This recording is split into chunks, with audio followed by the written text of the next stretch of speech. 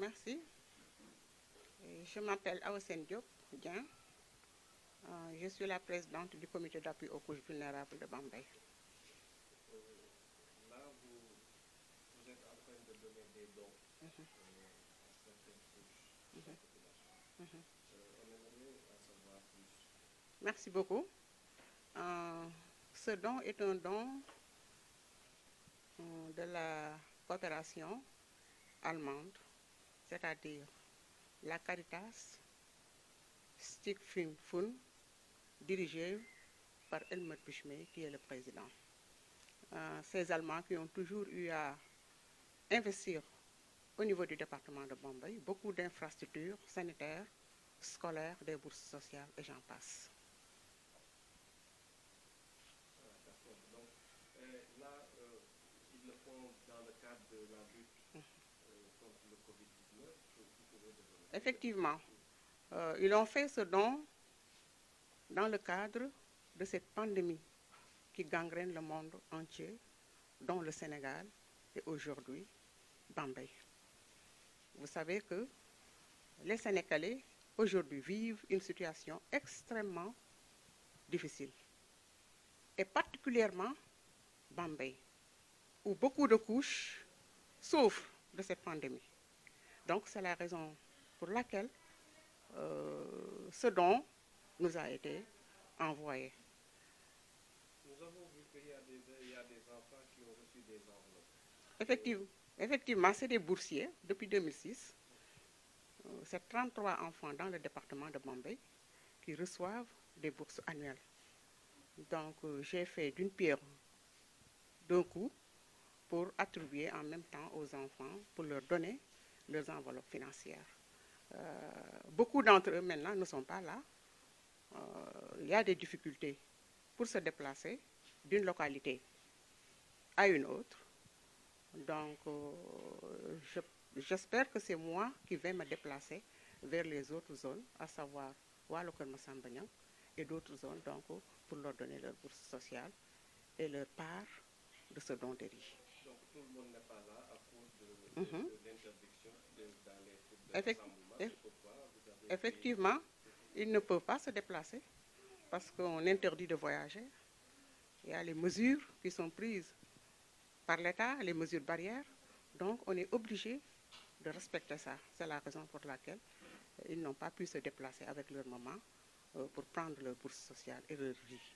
En tant qu'actrice de développement, qu'est-ce que vous conseillez aux autorités par rapport à l'aide qui est destinée aux populations? En tout cas, ce que je conseille aux autorités, c'est de distribuer équitablement ce don.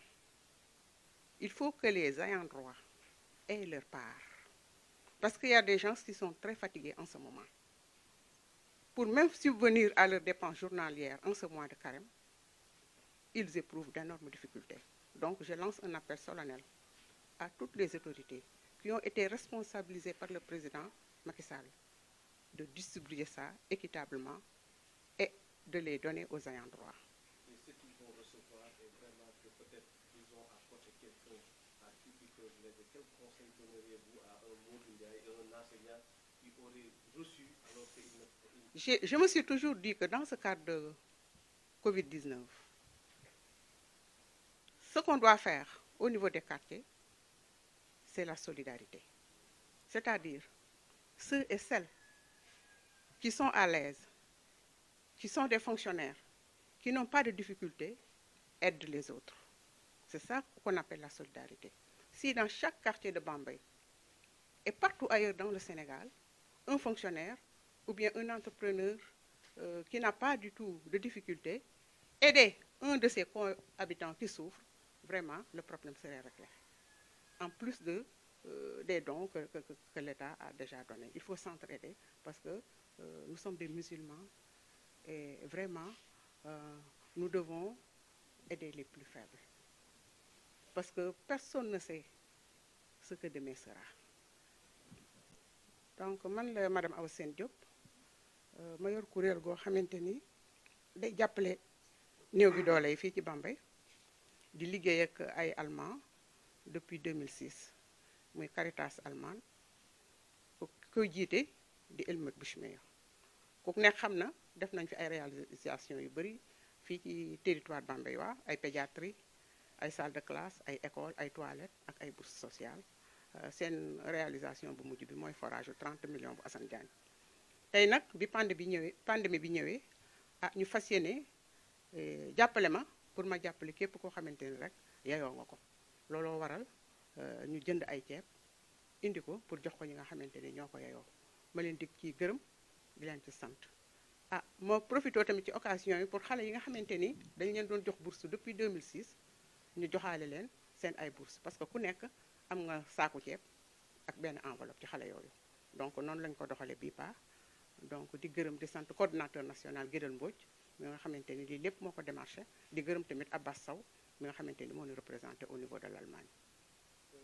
ma gis ci ay xale lan ñu jot ay enveloppe lan moo koy xam nga xale yooyu ay boursiers lañu yoo xamante ni depuis 2006 ñu ngi leen di jox ay bourses di leen dimbali par at loolu nag bu ñëwaan lii dañ leen ci jëndal ay yére lii ñu jëndal leen ci ay fourniture li ci des ñu jox leen ko ren nag ñu jox leen enveloppe ci pandémie bi ak ceeb bi ku ci nekk di nga am benn enveloppe ak saaku ceeb ci xale yooyu nga xamante ni dañoo amoon bourse depuis 2006. te bëri nañ peut-être pandémie bi ak kii règlement yi nguur gi teg moo tax daje woo effectivement mënuma leen dajale parce que ñu bëri ci ñoom ñu ngi dëkk wàllu kër Massamba Niang ak yeneen dëkk yi ci àll bi ak ay Kër Sayar pour ñu déplacer wu problème la parce que dafa am ay sartu ñu fi teg ni kenn du tukki donc moo tax man je serai obligé ma fexe nu may def ba jël seen ceeb yi tegal leen ko ci oto yóbbul leen mais gërëmaat Elmat nag parce que am na yeneen bourse yu bees yu mu indi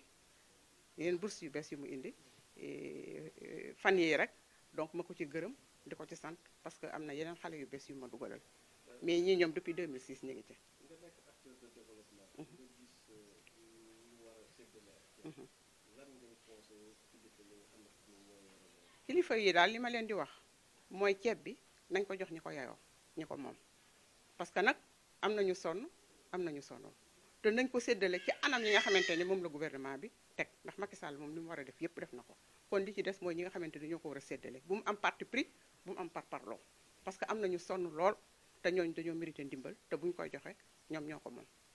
ñi nga xamante ni yàlla may na leen as tuut te peut-être tey boo moytuwul nangu nañoo jël ndimbal lan nga leen di conseillé. damay wax toujours ni dañoo war a solidariser wu maanaam doon benn koo xamante ni am na lu la yàlla may waroo jël ndimbal la la war mooy sa poos li nga ci am ak néew mu tuuti nga dimbali ñi nga dëkkal ñu booleeg ndimbal li nga xamante ni moom la leen état jox parce que ay jullit lañu ay doom aadama lañu ku nekk war ngaa am xolu yërmande man su ma tanee sama morom naa ko jàppale ndax kenn xamul ëllëg luy ñëw ndax ëllëg moom yàlla moom bul bi da koy teg rek day tourné ëllëg mën ngaa am yàlla tere ñaanuma ko tey mën ngaa am ëllëg nga ñàkk donc nañ dimbalante ci suñu biir ñi nga xamante ni dañoo am dimbali ñi am te ñu bañ a jël ndimbal yi parce que yeyoowuñ ko nañ ko jox ñi ko yeyoo